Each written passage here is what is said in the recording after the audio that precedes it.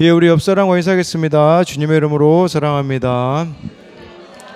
네, 주님의 이름으로 사랑합니다. 네, 우리 권사님들 어제 수고 많으셨습니다. 그래서 오늘 못 보면 이제 주님 곁으로 간 줄 알라고 이렇게 하셨는데 다들 명이 그렇게 쉽게 끝나지 않습니다, 여러분. 우리는 사명을 다하면 가는 사람들이기 때문에 뭐 제가 할 말은 아니죠. 어제 마치 피한 것처럼 제가 중요한 순간에 빠져가지고 저를 이제 원망하시는 분이 많이 있었지만, 네, 마음만큼은 참 많이 불편했습니다. 제 첫째 오늘 말씀 제목은요. 내 죄만 보고 가겠습니다. 내 죄만 보고 가겠습니다. 라는 제목으로 말씀을 나눌 텐데요. 제가 이 첫째 아들을 이제 그 학교에 데려다 주면요. 뭐 당연히 둘째도 유치원을 내려줘야 되기 때문에 차에서 첫째를 내려주기 전에 기도를 이렇게 해줍니다. 그런데 요새 기도 끝나고 나서 스스로 이 첫째가 기도를 하더라고요. 뭐라고 기도하냐면, 하나님, 차단기 좀 열려있게 해주세요. 이렇게 기도를 하더라고요. 이게 무슨 말이냐면, 운동장에 내려주면 걸어가야 되는 게 멀거든요. 근데 학교 그 차단기가 열려있으면 바로 앞에까지 가기 때문에 차단기 좀 열려있게 해주세요 라고 기도를 하는 거예요. 그럼 이게 열려있으면 제가 그 차를 운동장을 지나서 바로 학교 앞에 내려줄 수 있으니, 그러면서 저에게 언제 그렇게 이야기하더라고요. 아빠, 내 기도가 응답되었어. 보니까 차단기가 이렇게 열려있더라고요. 근데 이 아이의 모습이 딱 우리의 모습이지 않은가. 하나님께 그냥 기도 응답 되었다라고 하면 내가 원하는 것만 이렇게 이루어지면 기도 응답이 되었다고 하고, 원하는 일이 안 이루어지면 하나님 어디 계시냐라고 말하는 것이 딱 우리들의 태도일 수 있다라는 것이에요. 그럼 내일이 수능이거든요. 그러다 보니까 오늘 이렇게 일찍 아이들이 끝나서, 네, 우리 여기 이 친구도 네, 학교가 일찍 끝나서 왔는데, 이제 고3인 경우 부모들은요, 내일 하루 종일 기도하는 부모들이 있을 겁니다. 우리 그나마 기독교라서 다행이죠. 뭐 불교 같은 경우는 뭐 그 시간 동안 기도하기가 뭐 쉽지가 않을 텐데, 근데 모두가 다 동일한 시간에 내일 아마 기도를 할 겁니다. 어느 종교든 상관없이요. 수능이 시작하는 시간부터 마치는 시간까지 기도를 하는 거죠. 근데 목적은 똑같다라는 것이에요. 이 기독교나 다른 종교나 내 자녀가 수능 잘 보는 거, 내 자녀가 좋은 대학에 들어가는 거, 그 목적은 똑같다라는 거죠. 그렇다면 우리의 기도의 다른 점은 무엇이 있느냐라는 것이에요. 제가 봤을 때 진짜 기도는요, 수능 이후에 되어져야 되는 것 같더라고요. 왜냐하면 수능 이후에요, 세상이 지금 완벽한 세팅을 다 해두고 있어요. 무슨 세팅이냐? 어서 세상으로 와라. 그래서 이 수능 본 친구들은 할인이 얼마나 많이 혜택이 되는지 모릅니다. 막 술집도 이제 20살이 되면요, 막 할인을 해주고 온갖 세상에서는 이들을 받아들일 준비를 하기 때문에 진짜 기도는 수능 이후에 해야 되지 않을까.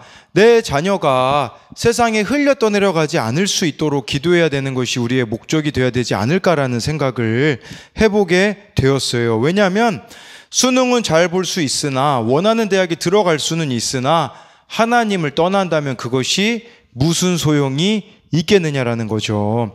김양재 목사님이 쓰신 가정아 기뻐하라는 책에 보니까요, 이런 내용이 나오더라고요. 제 남편은 여러모로 보나 금그릇이었습니다.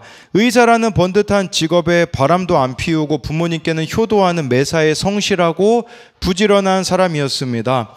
그런데 장로님 권사님의 아들이면서도 본인은 예수님을 믿지 않았습니다. 제가 거듭나고 나니 금그릇 남편이 깨어지지 않는 것 때문에 너무나 애통했습니다.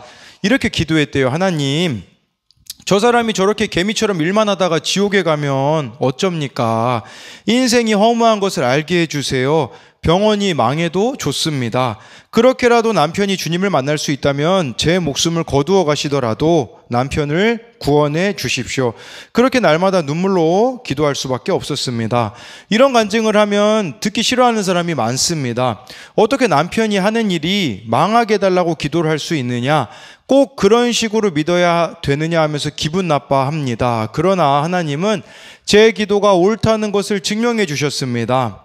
도무지 깨어지지 않을 금그릇 남편이 급성 간암으로 쓰러지면서 자기 죄를 회개하고 구원받고 천국에 가는 것을 보여주셨습니다.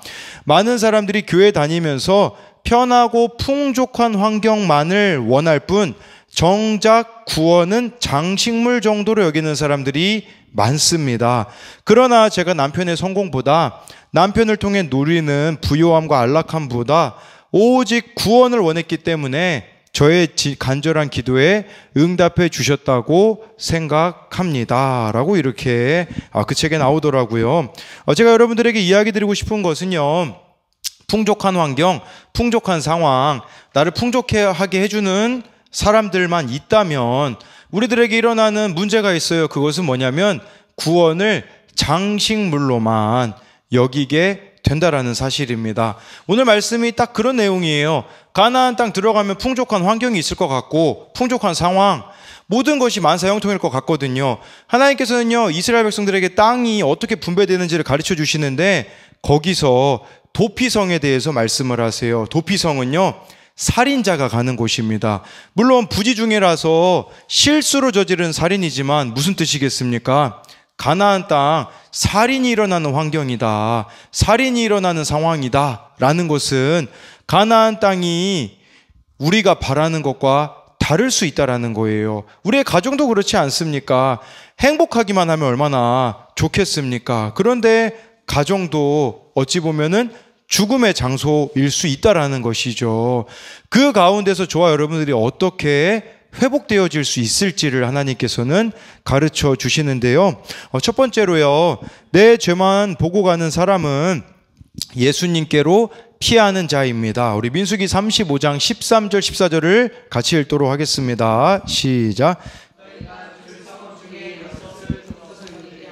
세 성읍은 요단 이쪽에 두고 세 성읍은 가나안 땅에 두어 도피성이 되게 하라. 이스라엘이요 12지파이긴 한데요, 레위지파를 빼고 12지파입니다. 왜냐하면 요셉 지파를요, 요셉의 두 아들 므낫세와 에브라임을 포함시켰기 때문에 레위지파는 뺐습니다. 왜냐하면 레위지파는 하나님을 기업으로 삼아야 되고 하나님만 섬기는 지파였기 때문에 빼고서는 12지파는 땅이 어떻게 분배되는지를 말씀하셨어요. 그러면 레위지파는 어디에 살게 됩니까? 이들은요 48개 성읍이 주어졌습니다. 그 중에 42개는 가축과 짐승이 머무를 수 있는 곳이었고요, 6개는요 도피성이 되었어요. 이 도피성을 하나님이 만들라고 하셨는데 이 도피성에 살아야 되는데요, 여기는 실수로 살인한 자가 피할 수 있도록 하나님이 만들어 주셨다라는 거죠. 제가 찾아보니까요, 이 도피성이요 6개가 있었어요. 요단 동편에 3개, 요단 서편인 가나안 땅에 3개가 있었더라고요. 그리고요 이것을 라이프 성경 그 사전에 찾아보니까요, 도피성으로 향하는 길에는요 도피성이라고 큰 팻말이 설치되어 있었고요, 길을 넓게 닦아서 도피하는데 용이하게 되었다고 해요. 그 길의 폭이 14m나 되었대요. 그러니까 엄청 여기는 빨리 피할 수 있도록 만들어 둔 곳이 도피성이었다고 해요. 그리고 저 도피성은요 요단 동편의 3개, 서편의 3개였는데 어디서나 최고로 먼 거리라고 해도요 48km였다고 하더라고요. 이 말은 무슨 말이냐면 누구든지 실수로 살인을 저질렀을 때 하루길이면 갈 수 있는 곳이었다라는 의미라고 할 수가 있는 것이에요. 무엇을 뜻하는 것일까요? 우리는 원튼 원하지 않든 아담의 후손들입니다. 아담의 후손이라는 것은 죄인의 후손들이라는 거죠. 여러분들이 의도하지 않아도 이미 우리는 죄인이라는 것입니다. 그렇다면 저와 여러분들에게 도피성이 필요하다라는 겁니다. 이 도피성은 48km 멀리 있지 않습니다. 하루 만에 갈 수 있는 거리입니다. 어디겠습니까? 바로 예수님이라는 것이죠. 저와 여러분들이 예수님께 가는 길은요 먼 길이 아닙니다. 그런데 왜 우리들에게 이 길로 가는 거 멀게 느껴질까요? 왜 이렇게 우린 예수님이 안 믿어질까요? 청소년용 큐티인의 한 학생이 묵상 간증에 이렇게 표현을 했습니다. 하나님은 도피성을 가기 힘든 곳이 아니라 용서받기를 원하는 마음만 있다면 갈 수 있는 곳으로 만드셨는데 저는 아직도 제 고집과 욕심을 꺾기가 너무 힘듭니다. 먼 거리가 아니에요. 근데 왜 예수님이 안 믿어질까요? 내 고집과 욕심을 꺾지 않기 때문이라는 것이에요. 저와 여러분들이 누구든지 예수님께 나아갈 수 있지만 나아가지 않는 이유가 무엇이겠습니까? 내 방법이 옳고 내 생각이 옳고 내 감정이 옳고 내 고집과 욕심을 꺾으려고 하지 않기 때문에 도피성 되시는 예수님께 피하지 않는다라는 것이에요. 그러면 어떻게 되어질까요? 저와 여러분들은 지옥을 살 수밖에 없습니다. 여러분, 지옥은요 죽어서만 가는 곳이 아니에요. 무엇을 해도 행복하지 않는 곳, 무엇을 해도 만족이 없는 곳이 지옥 아니겠습니까? 저와 여러분들이 예수님께 피하지 않는다면 그 삶 자체가 이미 지옥이라는 것이에요. 뿐만 아니라 다른 이의 삶까지도 지옥으로 만드는 삶이 되어질 수밖에 없다는 사실입니다. 그렇기 때문에 도피성이신 예수님께 피하는 것만이 인생의 지름길이라는 것을 아셔야 한다는 겁니다. 우리 주은이가 이제 내일 수능을 보는데 어제 이제 구역 예배가 있었는데 주은이 아버지인 갈근철 지사님께서도 어제 좀 그런 내용을 나눴거든요. 이 대학에 붙으면 회개하고 떨어지면 감사해야 된다라는 그 내용을 구역 예배에서 나눴는데 그 이야기를 들으시더니 이 지금 딸이 수능만 잘 보는 게 중요한 게 아니라 하나님을 안 떠나는 게 더 중요한 것을 깨달았다라는 그런 나눔을 해주시면서 예전에 우리 주은이와 주영이가 대화를 나누는 것을 들은 적이 있다고 하시더라고요. 여러분, 이 청소년들이요 교회 언제 제일 잘 빠지냐면 시험 기간에 빠집니다. 제가 보니까요 꼭 공부를 잘하는 애들은 안 그러는데 꼭 못하는 애들이 이렇게 생색내더라고요. 아니 이거 뭐 1시간 예배 드려도 괜찮을 것 같은데 굳이 이렇게 예배를 빠져주셔가지고 이해가 좀 안 되더라고요. 뭐 전교 한 1, 2등 하면 제가 이해를 하겠는데 그런 애들이 아니거든요, 대부분요. 근데 우리 주은이가 그런 얘기를 하더라고요. 시험 기간에도 예배 나가는 게 효율이 떨어지는 게 아니라고, 손해가 아니라고 이렇게 이야기를 했다는 것을 들었습니다. 지난 주일에도 이제 주은이한테 편지를 써서 우리 교사들과 또 제가 선물을 했는데 저에게 이렇게 연락이 왔어요. 목사님, 수능 응원 선물 주셔서 감사합니다. 수능 끝나면 기타를 배워서 토요일 날 있는 그 기타 있잖아요. 배워서 청소년부 찬양팀에 들어갈 계획을 가지고 있다고 해요. 교회 안 떠나니까 걱정 마시고 기도 많이 해주세요. 예, 이렇게 이야기를 하더라고요. 여러분, 진짜 성공은요 뭐 어느 대학에 들어가는 게 어제 저희 어머니가 이야기했던 것 같아요. 뭐 대학 나와도 소용이 없다고. 여러분 나이에 누구 뭐 대학 나왔다고 뭐 다를 게 있습니까? 똑같잖아요. 대학 나온 거 참 되게 중요한 것 같은데 그렇게 큰 의미가 나중엔 없어지잖아요. 우리 인생의 진짜 성공은요 예수님과 함께하는 것이에요. 예수님은 우리 인생의 도피성으로 삼는 겁니다. 여러분, 예수님께 매일 피한다라는 게 무엇이겠습니까?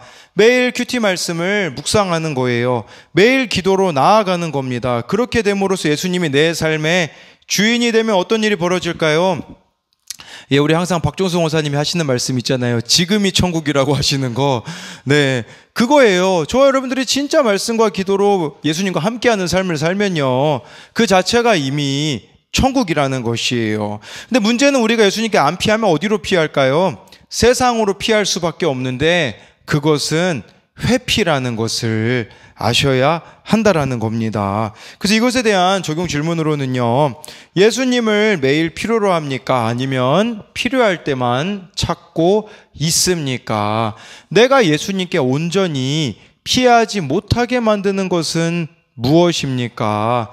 나의 옳고 그름은 아닙니까? 그냥 내 생각이 더 옳다고 생각하기 때문에 예수님께 온전히 나아가지 못하고 있지는 않느냐라는 것입니다. 두 번째로요, 내 죄만 보고 가는 사람은 어떤 인생도 받아냅니다. 우리 24절 25절을 같이 읽도록 하겠습니다. 시작. 회중이 친자와 피를 보복하는 자의 손에서 살인자를 건져내어 그가 피하였던 도피성으로 돌려보낼 것이요, 그는 거룩한 기름 부음을 받은 대제사장이 죽기까지 거기 거주할 것이니라. 네, 레위인들에게는요 48개 성읍이 주어져 있는데 6개가 도피성이라고 말씀드렸잖아요. 예, 여기는 살인자들이 옵니다. 그러니까 레위 사람들하고 살인자들하고 언제까지 살아야 되냐? 25절에 대제사장이 죽을 때까지였어요. 근데 대제사장이 언제 죽을지 어떻게 아냐라는 거죠. 그러니까 이게 여러분 잘 생각해 보세요. 레위 지파 사람들에게는 얼마나 고통스럽겠습니까? 물론 실수로 살인을 저질렀지만 살인자들하고 이 레위 지파, 하나님만 섬기는 자, 하나님만 기업으로 두는 사람이 같이 살라고 우리들에게 말씀해 주고 있어요. 제가요, 이 도피성이라고 찾아보니까 이런 그림이 나오더라고요. 문을 활짝 열고 얼른 이 실수로 살인한 자 보고 들어오라고 맞이하고 있는 모습이었다라는 거죠. 우리들에게 무엇을 말하는 겁니까? 저와 여러분들의 인생에 진짜 하나님이 기업이고 주인이라면, 하나님을 섬기는 자라면 어떤 인생이라고 할지라도 문을 열어놔야 된다라는 거예요. 마음을 열어놔야 되고, 이 교회가 도피성 교회라면요, 어떤 인생이라고 할지라도 차별하지 말고 품어내야 한다라는 것이에요. 이게 진짜 하나님을 섬기는 거예요. 우리는 하나님을 섬기는 것을 어떤 봉사를 많이 한다라고 생각하는데요, 봉사보다도 인생들에 대하여서 얼마만큼 내가 품어낼 수 있는가, 이게 하나님을 섬기는 거라고 말씀해주고 있는 거죠. 우리 지지난주에 어느 형제님이 이곳에서 예배를 드렸는데 우리 좀 냄새가 나는 부분이 있어 보이니까 다 이쪽으로 몰리셨더라고요, 여러분. 그런데 참 마음 아픈 건 뭐냐면 이제 그 형제가 발걸음을 끊었다라는 거죠. 성경에 비춰봤을 때 우리가 진짜 바르게 가고 있는가를 좀 보셔야 될 것 같아요. 물론 불편하죠. 냄새가 안 나는 건 아니잖아요. 그런데 나중에 하나님 앞에 우리가 다 서게 됐을 때 내가 그 영혼을 이 순복음 아름다운 교회에 보냈는데 너희들은 어떻게 감당했느냐고 물어보신다면 과연 우리는 무슨 대답을 할 수 있을까라는 부분은 생각해 봐야 한다라는 것이죠.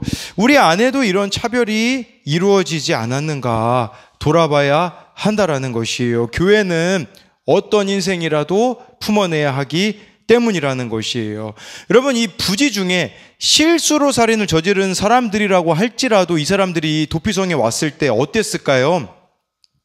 지금 이 시대 사람들 모습하고 똑같았을 것 같아요. 저 상상을 해봤거든요. 살인을 저질렀기 때문에 어떤 사람은 트라우마가 있었을 것이고요, 어떤 사람은 중독에 빠졌을 것이고요, 어떤 사람은 죄책감이 심해가지고요 자기 몸을 해하는 사람도 있었을 것 같아요. 누구는 우울증에 걸렸을 것 같고요, 누구는 정신분열을 앓았을지도 모릅니다. 근데 이 사람 옆에 누가 있다고요? 레위 사람들이 있었다라는 것이에요. 레위 사람들이요, 자기의 의를 내세운다면요 절대로 이들을 못 품어낼 겁니다. 레위 사람들이요, 이 사람들과 하나 될 수 있는 방법이 있어요. 그것은 무엇일까요? 바로 나의 죄인됨을 보는 거예요. 나도 죄인, 너도 죄인이면요 누구라도 품어낼 수 있다라는 것이겠죠. 이 레위 지파가요, 근데 실제로 죄인의 후손이었습니다.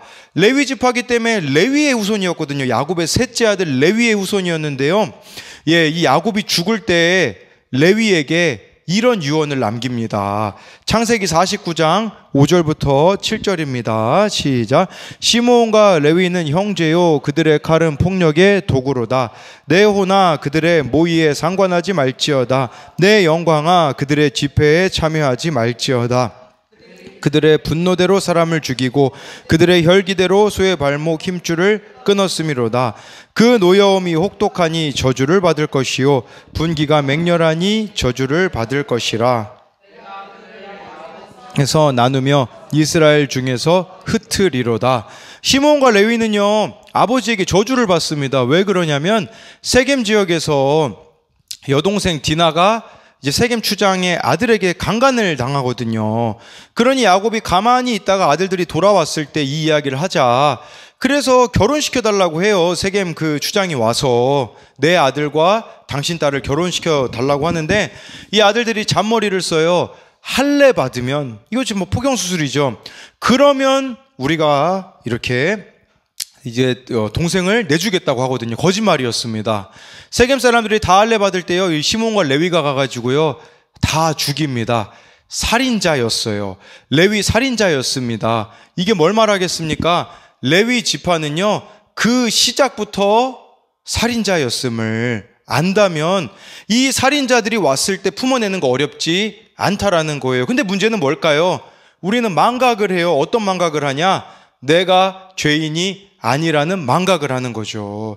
레위 지파 사람들이 조금 성막에서 봉사하면서 이제 살다 보니까 이 레위 지파에서 또 제사장 그 가문이 나오잖아요. 이런 것만 생각하다 보니까 무슨 생각을 하게 되냐면 나는 죄인이 아니라고 생각을 하게 되어지는 거죠. 그럼 어떤 일이 벌어질까요? 도피성에서요, 감당이 안 되어지는 거예요. 왜 저 사람들은 내 인생을 이렇게 힘들게 하는가? 라는 생각을 하게 되어지며 마음 가운데 아마 미움과 분노로 가득 찰 수밖에 없다라는 거죠. 근데 제가 이렇게 말씀드리는 이유는 뭐냐면 제 모습이 딱 그러했기 때문이라는 것이에요. 20살 때 저는 목사로서의 그 부르심을 받았거든요. 하나님께서 확증해 주시는 사건이 있었습니다. 그러다 보니까 저는 거의 노력해서 안 되는 게 없었습니다. 뭐 제가 원하는 대학도 들어가고, 그리고 진짜 하나님을 위해서 20대를 나름 드렸다라고 생각을 하니 문제는 얼마나 제가 교만해졌겠습니까? 노력하면 하나님의 일도 잘할 수 있을 거라고 생각을 했어요. 그러다 보니까 뭐 제가 안 해본 게 뭐가 있겠습니까? 이것도 해보고 저것도 해보고. 근데 문제는 뭐냐면 하나님이요, 도피성으로 피하는 사람들을 보내주셨어요. 우리 청소년들이거든요. 이 청소년들은요, 저는 공감을 못 하겠더라고요. 왜 이렇게 우울증을 못 이겨내지? 왜 이거 가지고 저렇게 자해하지? 라는 생각이 저에게 왜 없었겠습니까? 그러니까 자꾸 저는 안 맞는다고 생각을 하니까 왜 이렇게 내 인생을 힘들게 하냐라고 생각을 했었거든요. 그런데 하나님께서 깨닫게 해주신 것은 무엇이었냐면 저의 노력, 저의 열심으로 사랑할 수 없는 아이들을 보내주심으로써 제 안에 있었던 교만과 인간 승리를 버리게 하셨다라는 사실입니다. 이걸 하나님이 우리에게 원하시는 거예요. 저와 여러분들이 삶이 그럴 수 있어요. 우리 가정에서도 왜 이렇게 나를 힘들게 하는 사람이 존재하는가? 왜 이렇게 나의 환경과 상황이 어려운가? 그것은요, 저와 여러분들에게 깨달으라는 거예요. 내가 죄인이라는 거, 내가 이 십자가의 은혜가 필요한 자라는 것을 보라는 것을 말씀해 주는 것이 아니겠습니까? 저희 어느 청년이 오늘 나눔입니다. 내 적용 질문은요, 내 생각이 너무 옳아서 예수님께로 가는 길이 멀지 않습니까? 이런 질문을 던졌는데요. 사람의 관계가 멀어질 때는 어떤 이유로 그러는가에 대해서 생각한 적이 있다. 그리고 내린 결론이 진실하지 못해서 라는 것이었다. 그 관계 속에 속임, 위선, 포장, 거짓말이 끼어들게 되면 어느 순간 훌쩍 멀어지게 된다. 나는 관계 속에서 진실함 혹은 솔직함을 굉장히 우선시하는 편이다. 상대방이 얼마나 무능하고 약하고 찌질하고 나쁜 사람인 건 상관이 없다. 그것을 숨기고 속일 때 관계는 순식간에 신뢰를 잃고 멀어진다. 하나님과 사람의 관계도 마찬가지라고 생각한다. 다 알고 계신 분을 속이려고 할 때, 포장할 때, 위선적으로 굴 때 그 관계에 벽이 생긴다. 주님은 이미 다 알고 있으니 있는 모습 그대로 내게로 와라 하시지만 악한 지혜가 넘치니 하나님께도 이 핑계 저 핑계를 대고 합리화를 하면서 잘못했다는 소리를 안 하는 게 사람이다. 죄로 인해 속이게 되고 속이는 것 자체가 죄가 된다. 죄를 죄라고 인정 못하는 거, 진실하지 못한 거, 이 역시 자기 생각을 더 옳게 여기는 모습이다. 이런 모습 보여주면 실망할 거야. 이런 모습을 알게 되면 나를 경멸할 거야. 이런 모습을 내보이면 너무 수치스러워. 이런 모습은 죽을 때까지 이야기할 수 없어. 자신의 이미지와 평판과 인정이 너무 중요해서 수치당하기를 거절하는 것이니 도피성 가는 길이 멀어질 수밖에 없다. 도피성으로 간다는 것은 살인을 인정하고 죄인임을 인정하는 것과 동일하다. 그러면 그곳에 예수님이 계시고 나를 받아줄 제사장과 레위인이 있다. 최근 나의 죄에 대하여 주님께서는 계속 고백하도록 이끌고 계시다. 공동체 원들의 있는 모습 그대로 받아들이기 위해 나 역시 있는 모습 그대로를 꺼내 보이게 하신다. 진실해지고 솔직해져서 기꺼이 수치를 받겠다는 마음으로 도피성으로 달려가 예수님을 만나고 자신을 받아줄 공동체를 만나는 나와 우리가 되기를 기도한다 라고 하는데, 기도문에 이렇게 적어놨더라고요. 사랑하는 주님, 감사합니다. 도피성은 갇힌 곳이었지만 자유한 곳이었을 것 같기도 합니다. 있는 모습 그대로 숨기지 않아도 되니까요. 라고 이렇게 이야기를 하더라고요. 여러분, 도피성 자기가 죄인인 거 인정하는 사람들이 또 오지 않았겠습니까? 뭐 그렇다면 도피성 자체가 천국이었다라는 거예요. 정말 이 레위인도 죄인됨을 깨닫고 도피성으로 온 이 살인자들도 자기가 죄인이라고 고백을 하게 되어지면 그곳 자체가 천국이라는 것이겠죠. 이게 교회입니다, 여러분. 교회는요, 너와 내가 있는 모습 그대로를 드러내며 솔직하게 고백함으로써 천국을 누리는 곳이 되어져야 한다라는 것이 아니겠습니까? 네, 지난 주일에 김양재 목사님 설교에 나오는 내용입니다. 이 김양재 목사님 언니에 대하여서 이렇게 설교 중에 이야기를 하시더라고요. 필리핀 선교사님으로 이렇게 사셨는데 설교 내용 중에 이렇게 이야기하셨습니다. 지난주 목요일 날 언니 선교사님 하늘에 부르심을 받았어요. 금요일에 천국 환송 예배를 드렸습니다. 저희 언니는 옛날에는 문교부 유학시험에 붙어서 미국에서 유수한 대학에서 합격 통보를 받았는데 후두 때문에 절대로 앞으로는 노래를 못한다. 그러니 학벌이 정말 이 유학길이 열렸는데도 그걸로 인하여서 갈 수 없었다고 해요. 학벌이 좋으니까요, 어쩔 수 없는 교만이 가문 가운데 있었다고 합니다. 저는 우리 집안에 뿌려진 나병이 교만이라고 생각을 해요. 어쩔 수 없는 교만으로 그것을 감당 못해서 저희 언니는 충동적으로 결혼을 한 달 만에 하고 2년 만에 감당을 못해서 이혼을 했어요. 그때까지 너무 착한 것이 우리 언니의 별명인데 이런 공동체가 없어서 결혼도 이혼도 쉬웠어요. 그때까지 언니가 이화여고 나오고 서울대, 서울대학원까지 붙는 것밖에 없었어요. 조상의 교만이 있었겠구나 싶어요. 결혼 2년 만에 이혼하는 우를 범했습니다. 40년 재혼하며 살면서 이혼 후에 주님을 만났죠. 그야말로 언니의 재혼 생활은 아프리카 선교보다 더 힘들다라는 것을 옆에서 저는 처절하게 보았어요. 그것 때문에 언니가 필리핀 빈민가 선교를 해도 생색을 전혀 낼 수 없게 하셨고 아픈 남편을 돌보는 것이 가장 큰 사명이 되었어요. 필리핀 가까운 나라에서 13년간 한국에 못 들어왔어요. 빈민가에 살다 보니까 나중에 2013년에 은퇴를 하셨는데 치매에 걸리셔서 은퇴를 하셨거든요. 김양재 목사님 집에서 어느 기간 동안 머무르셨나 봐요. 근데 김양재 목사님 집에 오는 집사님들이 물으셨대요. 파출부를 두었냐고. 왜냐하면 이 언니 얼굴이 빈민가에서 그렇게 살다 보니까 빈민처럼 얼굴이 바뀌어서 그랬다라고 합니다.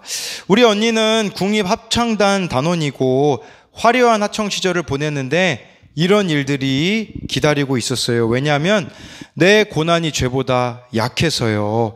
언니가 이혼한 것 때문에 저희 자매들은 남편들에게 무슨 일이 있으면 언니가 이혼해서 그렇다라는 말을 들었어요. 이 언니의 선교가 빛을 발했다라고 생각을 해요. 왜냐하면 생색을 못 내기 때문에. 그리고 이 언니 때문에 김양재 목사님은 이혼을 말리는 사명을 가지게 되었다고 하더라고요. 2013년에 치매 걸리셨다고 하는데 그거에 대하여서 김양재 목사님이 그렇게 표현을 하시더라고요. 언니가 하나님으로부터 선물을 받았다고 표현을 하시더라고요. 왜 그럴까요? 자랑을 못 하거든요. 이런 관점으로 보면 그 치매를 어떻게 선물이라고 할 수 있는가? 치매 걸리면요, 생색도 못 내고 자랑도 못 하니까 예수님밖에 남을 것이 없기 때문이라는 것이죠. 우리 인생도 좀 그러면 얼마나 좋을까요? 우린 너무 많은 자기 자랑, 너무 많은 내 생각이 옳음으로 인하여서 잘못된 길로 가는 것보다 진짜 예수님께 붙어 있는 게 좁은 문 좁은 길이라서 힘들지만 그 길로 묵묵히 걸어갈 때에 우리 주님께서 외면하시겠습니까? 근데 문제는 무엇인 줄 아십니까? 레위인이라면 자기 죄를 봐야 되고, 제사장이라면요, 뭐 아론도 그렇지 않습니까? 이 대제사장 아론이 그 두 아들이요, 아론도 죄인이었고요, 금송아지를 만들었던 죄인이죠. 두 아들도 다른 불을 들여서 죽은 죄인이, 제사장도 죄인임을 봐야 되거든요. 근데 문제는요, 제사장이 자기가 죄인됨을 못 보고 레위인이 자신들이 죄인됨을 못 보면 어떤 일이 벌어지는 줄 아십니까? 사마리아인 비유를 보시면 돼요. 예수님이 선한 사마리아인 비유를 하시거든요. 어떤 사람이요, 이제 여리고로 가고 있었거든요. 여리고로 가던 길에 강도 만나 죽게 되었습니다. 그때 먼저요, 제사장이 보고요, 죽어가는 걸 보고 지나가 버려요. 그리고요, 두 번째로 레위 사람이요, 레위인이 가다가 강도 만난 이웃이 죽어가고 있는데 지나가 버립니다. 그 이웃을 누가 끌어안는 줄 아십니까? 유대인들에게는 가장 원수라고 할 수 있는 사마리아 사람이 보고선요, 여관으로 데리고 가요. 예수님이 물으세요. 누가 이 강도 만난 자의 이웃이겠느냐? 라는 것이겠죠. 여러분, 누가, 우리 주변에 강도 만난 인생들 얼마나 많이 있습니까? 그런데 우리의 모습이 제사장과 레위인 같지 않은가 봐야 된다라는 것이에요. 내가 죄인이라고 고백을 안 하니까 보고 지나쳐버려요. 저 사람하고 함께하면 내가 손해볼 거라고 생각을 하니까 외면해 버립니다. 예, 그러니 아무 일도 일어나지 않는다라는 것이겠죠. 예, 그래서 이것에 대한 적용 질문으로는요, 내 죄를 보라고 주신 환경과 상황과 사람은 무엇이고 누구입니까? 내 죄가 고난보다 크다고 고백합니까? 여러분, 이 고백만 이루어질 수 있다면요, 어떤 고난도 이길 수 있어요. 그런데 내 죄가 고난보다 약하다고 생각을 하니까 왜 이런 일이 생기냐고 말하는 거죠. 진짜 자기의 죄인됨을 알면요, 어떤 환경도 상황도 사람도 감당해낼 수 있다라는 것을 아셔야 합니다. 저에게 있어서는요, 이곳에 있는 게 좀 그런 것 같아요. 이곳에 있는 것이 좀 갇혀있는 환경이다라는 생각을 하게 되어져요. 왜냐하면 제가 말하면요, 아무도 안 들어요. 청소년들도 그렇고요, 청년들도요, 얼마나 많이 제가 상담을 해주는지 몰라요. 전화로 막 1시간, 2시간 막 이렇게 상담을 해주고, 너 이거 하면 안 된다. 어떻게 되는 줄 아세요? 그대로 해가지고 먼 길 돌아서 오는 애들도 있는가 하면 멀리 떠나버린 아이들도 얼마나 많은지 몰라요. 그러니까 진짜 아무것도 할 수 없어요. 무슨 말을 해줘도 듣는 사람이 없으니까요. 뭐 어른들도 마찬가지 아니겠습니까? 제가 여러분 얼마나 띵크 양육 좀 받으세요, 큐티 좀 하세요. 근데 다 안 듣는 것 같아 보이니까 막 지난해 제가 막 월요일 막 일요일 주일날에는 막 범민이 몰려오더라고요. 무슨 생각까지 갔냐면, 저의 또 조상 대대로 물려오는, 네, 그 죄가 뭐냐면 두려움이거든요. 낙심, 이거거든요. 나는, 그러니까 무슨 생각까지 갔냐면, 부끄럽지만, 내가 이거 설교에서 무슨 의미가 있는가. 아무리 설교하고 해도 바뀌려고 하지 않는, 사람들이 너무나도 많은데, 그런 절망이 제 안에 몰려오기 시작하더라고요. 근데 제가 뭘 깨닫게 되냐면요, 그 가운데 넌 거기서 또 뭘 너의 노력으로 바꾸려고 하냐라는 마음을 주시더라고요. 너는 그냥 아무것도 할 수 없는 그 상황에 있는 게 내 뜻이다 라는 마음을 하나님이 바꿔주시더라고요.